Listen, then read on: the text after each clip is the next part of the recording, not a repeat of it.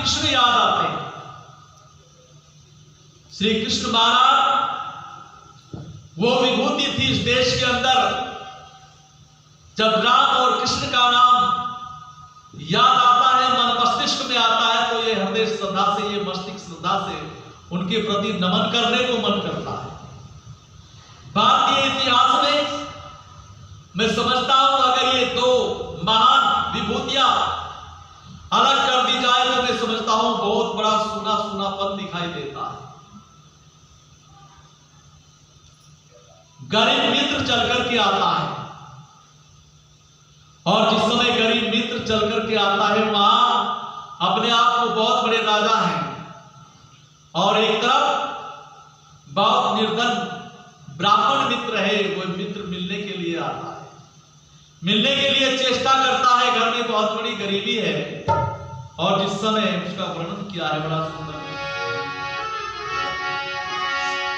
याद है कृष्ण सुदामा की मुलाकात की बात, याद है कृष्ण सुदामा की मुलाकात की बात, जिसमें एक राधिका तराजी और एक बात की बात, याद है कृष्ण सुदामा की मुलाकात की बात, याद है कृष्ण सुदामा की मुलाकात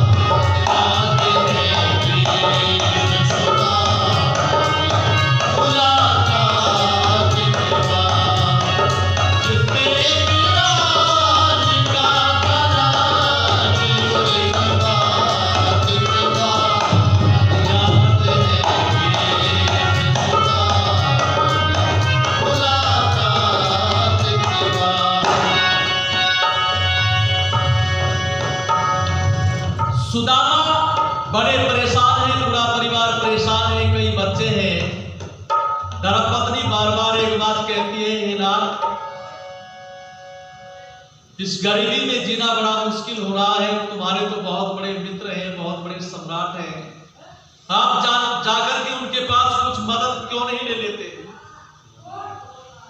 आपको तो कुछ कहना नहीं पड़ेगा, इतने बड़े मित्र हैं आपके, एक बार चले तो जाइए। उसने कहा नहीं नहीं, मैं स्वाभिमानी ब्राह्मण हूं, अगर मैं इस स्थिति में अपने मित्र के पास गया तो मित्र ये समझेंगे कि आया तो मित्र मिलने के तो लिए आया है, लेकिन कुछ ना कुछ स्वार्थ लेकर के आया है, इस समय में जाना नहीं चाहता। उसने कहा क्या कुछ थोड़ा सा द्रव्य देने से उनका धन कम हो जाएगा? अगर आप चले गए, क्या कुछ थोड़ा सा द्रव्य देने से उनका धन कम हो जाएगा? लेकिन सुदामा कहता है उनका धन तो नहीं कम होगा, अगर मैं मांगने गया तो मेरा सर कम हो जाएगा। मैं हाथ पसारना नहीं चाहता, मैं मांगना नहीं चाहता, फिर मित्रता कैसे? उन्होंने कहा तुम एक बार जाकर तो देखो। उन्होंने कहा मित्र के लिए कुछ ना कुछ भेंट भी ले जाई जाती है।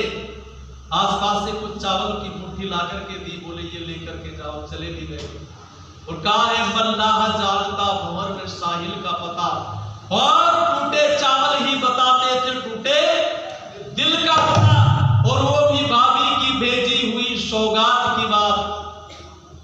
सिंहासन पर विराजमान कर लिया। पहली तो बात यह है, जिस समय दरवाजे पर पहुंचे, कौन? जिस समय दरवाजे पर पहुंचे और गेट के सामने खड़े हैं, पांव में बढ़िया जूता नहीं है, शरीर के ऊपर बढ़िया वस्त्र नहीं है, द्वारपाल दौड़े हुए आते हैं, बोले कहां जाना चाहते हो, किधर जाने की? आप ताक में हो। उसने कहा मैं श्री कृष्ण से मिलना चाहता हूं। उसने कहा आपने होलिये की तरफ भी देखा है, तुम श्री कृष्ण से मिलोगे? कितने बड़े वीआईपी आदमी हैं भगवान श्री कृष्ण, क्या तुम्हारे जैसा व्यक्ति उससे मिल सकता है? उसे धमकाया जाता। उसने कहा अच्छा द्वारपाल जी एक बात है, आप भले ही श्री कृष्ण मिले या ना मिले, लेकिन एक बार जाकर के मेरा संदेशा आप उसे दे दीजिए और उसे कहना कि विदर्भ का वह ब्राह्मण जो गुरु सांदीपन के आश्रम में तुम्हारे साथ तुम्हारा सहपाठी था, वह बचपन का मित्र तुम्हें मिलना चाहता है। अगर श्री कृष्ण महाराज को बस आप ये सूचना दे दीजिए। प्यारे सज्जनों, जिस समय सूचना दी गई और जिस समय ये सूचना दी गई, श्री कृष्ण महाराज के सामने उपस्थित थे द्वारपाल और कहने लगा कि भगवान, पहले तो देखकर के मुझे विश्वास नहीं होता, आपको अपना मित्र बताता है और अपना नाम सुदामा बताता है। शीश पगाना झगातने पे प्रभु जाने को आए बसों के ही दामा। शीश पगाना झगातने पे प्रभु जाने को आए बसों के ही दामा। धोती पटी सीना की दुपट्टी और पावे उपार जीने सामा। द्वार करो विधि दुर्बल